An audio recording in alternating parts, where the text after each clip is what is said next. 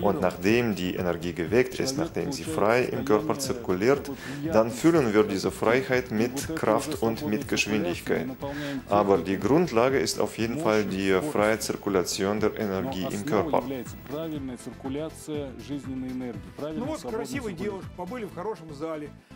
Naja, eine schöne Frau, beide haben offensichtlich Spaß, was kann man sich noch wünschen? Aber wenn ernst, dann sieht man natürlich eine außergewöhnliche Leichtigkeit und Freiheit, besonders in deinem Körper. Du bist absolut entspannt, das sieht man und man spürt auch, wie man diese Freiheit in der Kampfkunst realisieren kann, welches Potenzial diese Freiheit für die Kampfkunst hat. Wie würde ich zusammenfassen? Die Verspanntheit bei Menschen, bei Sportlern ist immer durch die Blockaden dieser Bioenergie oder Energie-Chi, egal wie man sie nennt, verursacht. Und die Menschen, die zu diesem Verständnis auf eigener Erfahrung gekommen sind, die Großmeister, wie zum Beispiel Ueshiba, die kommen zwangsläufig zum Verständnis der Freiheit, der Entspanntheit. Und wir wissen, dass Ueshiba am Ende seines Lebens auf die Kämpfe völlig verzichtet hat. Seine Halle wurde früher als Höhlenhalle bezeichnet, aber er hat auf die harten Techniken völlig verzichtet und ist zu dieser Weichheit gekommen, die wir heute als Aikido kennen.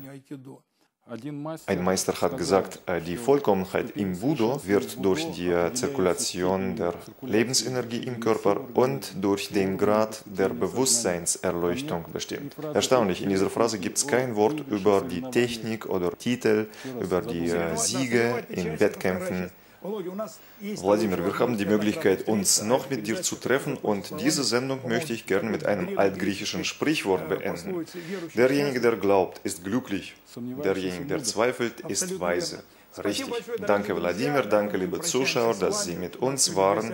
Bei uns zu Gast war Wladimir Dyukov und ich hoffe, er kommt zu uns noch einmal und teilt mit uns sein Wissen, erzählt etwas über sein Buch, über seine praktischen Trainingsmethoden. Alles Gute und auf Wiedersehen.